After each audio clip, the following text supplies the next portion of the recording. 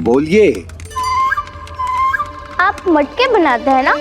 कौन से वाले, लाल वाले या काले वाले? लाल वाले बनाते हैं। और काले वाले? वो भी बनाते हैं। मटके पर नक्काशी भी करता है ना? कौन सी वाली, काली मिट्टी वाली या लाल मिट्टी वाली? लाल मिट्टी वाली। बनाते हैं। और काली मिट्टी वाली? वो भी बनाते हैं। तो इस पत्र में जो लिखा है वो इस मटके पे भी लिख सकते हैं ना? हाँ, लिख सकता हूँ। अरे वाह, ये लीजिए।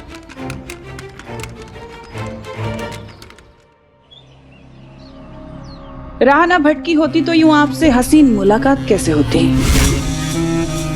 आप पर हमला करने का मौका कैसे मिलता।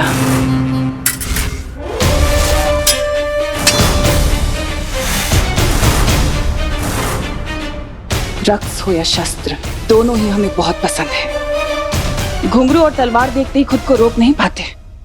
अगर महाराज की इजाजत हो तो थोड़ा तलवारबाजी का भी हुनर दिखा दें। शाही मेहमान है, ऐतराज तो नहीं होना चाहिए। मेहमान हैं आप हमारे, आपको मना कैसे कर सकते हैं।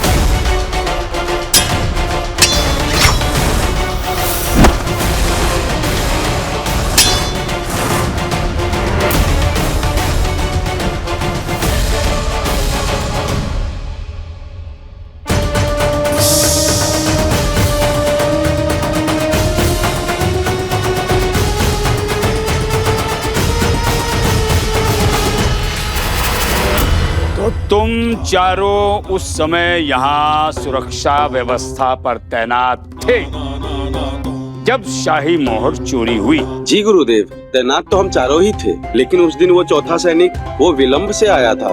कहाँ गया था? कामिनी से फल लेने गया था गुरुवर। कौन कामिनी? फल वाली है गुरुवर। फल बेचती ही नहीं, कभी कभी बड़े प्रेम से अपने हाथों से फल खिलाकर फलों के स्वाद का जांच भी कराती है। अच्छा, और कभी मौसम्बी तो कभी चीकू। और अभी आती ही होगी, आप स्वयं पूछ लीजिए। फल खा के आते हैं। रुकिए गुरुजी, रुकिए रुकिए। गुरुजी स्वयं को संभालिए, ये अंतिम सैनिक बचा है। हाँ, इसकी पूछताछ करके चलते हैं जहाँ जाना है। बोला, यही नाम है ना तुम्हारा? जी गुरुवर। यानी जब यहाँ शाही मोहर रखी जा रही थी तुम यहाँ तैनाती पर अकेले थे? जी। यानी अफसर देखकर तुम्हारी नीयत डामाडोल हो गई। यानी शाही मोहर चुरा कर रातों रात धनवान यानी कुबेर भगवान महाराज बनने के स्वप्न देखने लगे। तुम कक्ष में गए? जी। तुमने शाही मोहर चुराई? जी जी गुरुवर।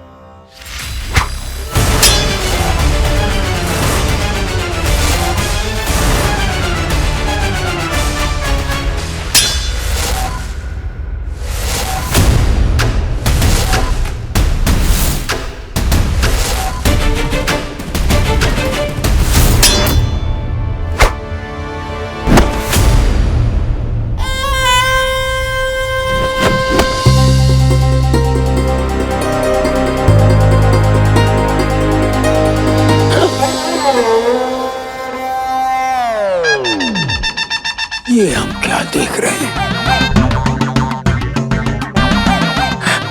लैला धोखेबाज। पौधा लगाया आपने, फल कोई और तोड़ रहा है। शुल्क भरा आपने, यात्रा कोई और कर रहा है। फूल ले गया कोई और आपके हाथ में रह गया खाली डंठल। संभल के गुरुजी, संभालिए गुरुजी, सब कुछ संभालिए।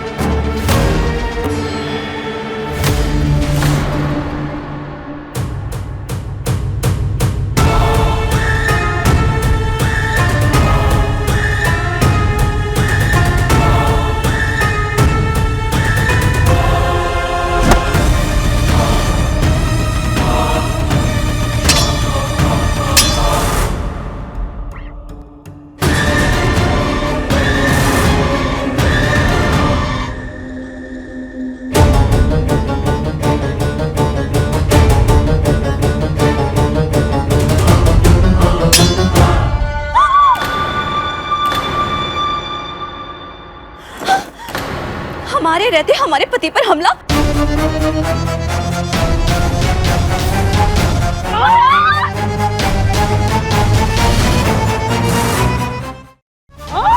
ये क्या कर रही हैं आप दोनों? तो क्या करेंगे महाराज, हमारे ही सामने हमारे ही सुहाग पर आक्रमण हो रहा है और हम खड़े खड़े देखते रहे। रक्त की नदियां बहा देंगे हम। आप सामने से हट जाइए महाराज।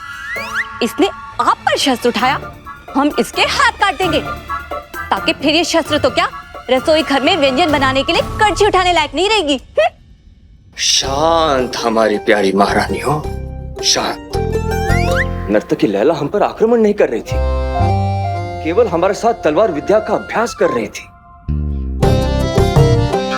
ये केवल अभ्यास था महारानी जी, और कुछ नहीं। पक्का महाराज? बिल्कुल पक्का। तो फिर हम ये लाठी नीचे रख दें? उपकार होगा आपका महारानी जी।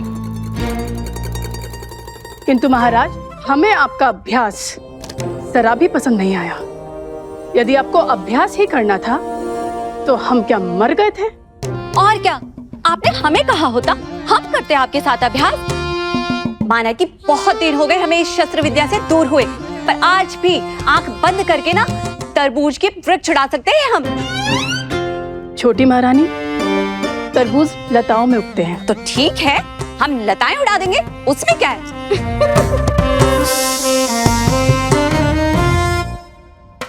प्रणाम महाराज। प्रणाम बड़ी महारानी। प्रणाम छोटी महारानी। अचरज की बात तो है महाराज, मैं तो सोच ही नहीं सकता था कि एक कोमल अदाकारा इतनी भारी तलवार भी चला सकती हैं। अभी जब ये अभ्यास कर रही थी तो नर्तकी कम और पेशावर योद्धा अधिक लग रही थी।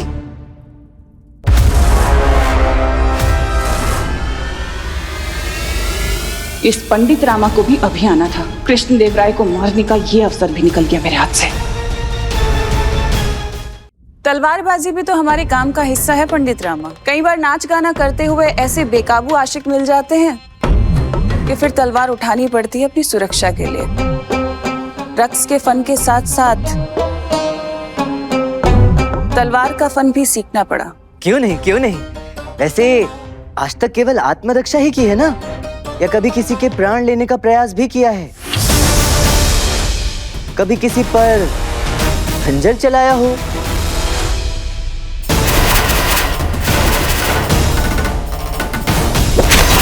कैसी बातें कर रहे हैं आप पंडित रामा? हम भला क्यों किसी पर खंजर चलाएंगे? पंडित रामकृष्ण महाराज, आप हमारे अतिथि को असहज कर रहे हैं। क्षमा प्रार्थी हूँ महाराज, किंतु क्या करूं, मंत्रीवर पर हुए हमले के पश्चात मैं तो हर किसी से इसी प्रकार के प्रश्न पूछ रहा हूँ। हर कोई मेरे संदेह के घेरे में है। अपराध विज्ञान भी यही कहता है महाराज कि जब तक दोष सिद्ध ना हो जाए हर कोई दोषी है। महाराज की जय हो।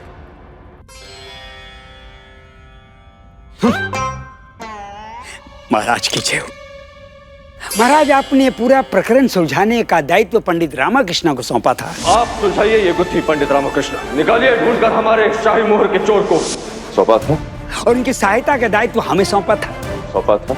तो महाराज कृपया करके अपने हाथ उठाइए, हमारी पीठ पर रखिए और हमें शाबाशी दीजिए, क्योंकि हमने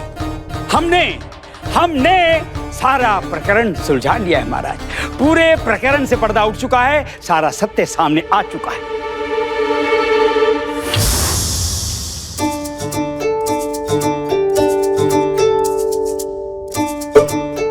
तो क्या अब आप इस मटके पे लिखे अक्षर स्पर्श करके बता सकते हैं कि इस पे क्या लिखा है? बिल्कुल बता सकते हैं। एक एक अल्फाज, एक एक लफ्ज जान नशी के पंख की तरह साफ साफ महसूस हो रहा है। जानसी? हमारा खानदानी कबूतर। शुरू करें? नहीं, रुकिए, एक क्षण रुकिए।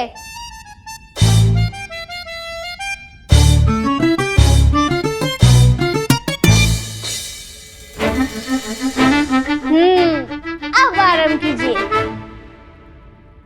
आगे लिखा है,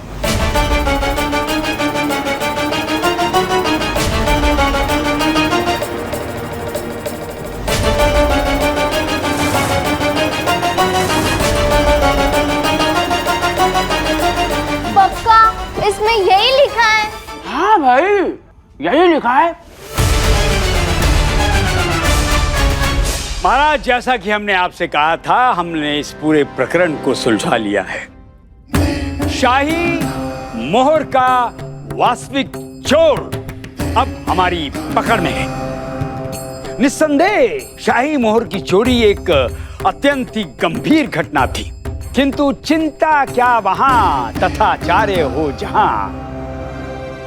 यूं महाराज, यूं चुटकी बजाकर हमने इस प्रकरण को सुलझा लिया। शाही मोहर के वास्तविक चोर को महाराज के सामने प्रस्तुत किया जाए।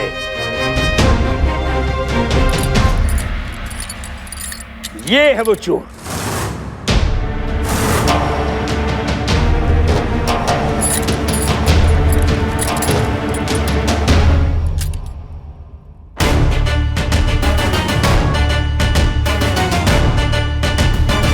किंतु गुरुवर, ये तो मंत्रीवर्ग के 4 सबसे भरोसेमंद और परखे हुए सुरक्षा कर्मियों में से एक है। जी हाँ पंडित रामाकृष्णा, इसे कहते हैं चिराग तले अंधेरा। महाराज, ये विश्वासघाती जो होते हैं ये कहीं बाहर से नहीं आते हैं, ये हमारे अपने पाले हुए होते हैं महाराज। जैसे ये भोला अंगरक्षक के वेश में चोर, भोले चेहरे भी संग दिल होते हैं महाराज। भोला नाम रखने से कोई भोला नहीं हो जाता, वैसे ही लैला नाम रखने से लैला किसी की नहीं हो जाती। गुरुजी, हमारा कहने का तात्पर्य है कि ये नाम इसका भोला है, किंतु उतना भोला है नहीं ये। इसीलिए इस भोले ने हमारे भोले भाले मंत्रीवर्ग के भोलेपन का लाभ उठाया और अवसर पाकर ये कुकृत्य कर डाला। शाही मोहर का यही है असली चोर। ये किसी की कर्तव्य निष्ठा पर गंभीर आरोप है गुरुवर। आशा करता हूँ आपके आरोप के लिए आपके पास कोई ठोस प्रमाण या कोई प्रत्यक्षदर्शी साक्षी अवश्य होगा।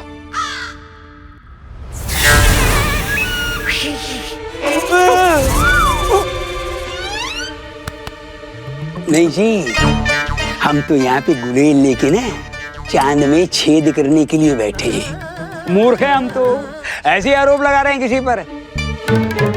राजगुरु है हम, राजगुरु कुछ भी अर्थहीन नहीं कहते।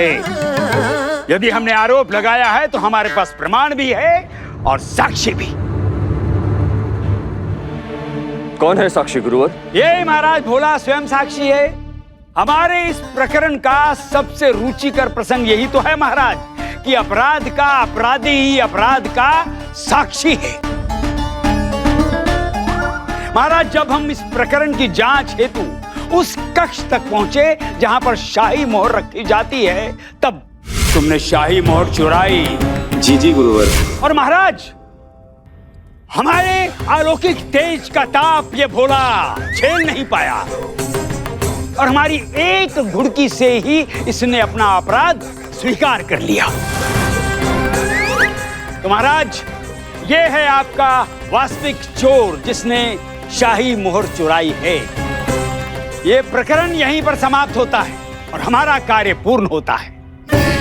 अब दरबार में उपस्थित मंत्रीगण चाहें तो हमारी जय जयकार का उद्घोष करना चाहते हैं तो हमें कोई आपत्ति नहीं होगी।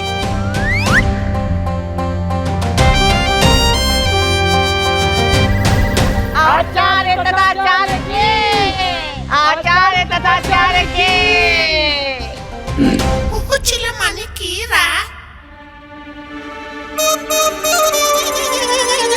क्या तुमने शाही मोहर चुराई है सैनिक भोलानाथ? जी महाराज। इसे तत्काल बंदी बनाकर इससे शाही मोहर वापस ली जाए और इसे आजीवन काल के लिए कारागार में डाला जाए। क्षमा करें महाराज। पंडित रामकृष्ण, क्षमा मांगने की क्या आवश्यकता है? कोई बात नहीं, होता है। यदि हमने आपसे पहले प्रकरण को सुलझा लिया तो इसमें लज्जित होने वाली कौन सी बात है? रहने दीजिए, कोई बात नहीं, होता है, होता है। कभी तो बुद्धि तुक्कों पर हावी होती ही है ना। दिल को हल्का मत कीजिए आप, अगले प्रकरण में फिर से प्रयास कीजिएगा। क्षमा करें महाराज, यदि इसे आपके आदेश की अवहेलना ना मानी जाए तो कारागृह ले जाने से पूर्व मैं भोलानाथ से कुछ प्रश्न पूछना चाहता हूँ। छोटे मोटे से साधारण से प्रश्न है महाराज। अरे अब प्रश्न क्यों पूछना महाराज? हो तो चुका है, दूध का दूध पानी का पानी। अब क्यों ये? अनुमति है, आप अपना प्रश्न पूछ सकते हैं पंडित रामकृष्ण। पंडित रामकृष्ण को भी अपना संतोष कर लेने दीजिए गुरुवर। धन्यवाद महाराज। भोलानाथ महोदय, क्या आपके साथ इस चोरी में राजगुरु तथाचार्य के शिष्य धनी मनी भी सम्मिलित थे? जी पंडित जी। क्या बोल रहे हैं? क्या इस चोरी के वास्तविक रचयिता, मुखिया, सरगना राजगुरु तथाचार्य हैं? जी पंडित जी।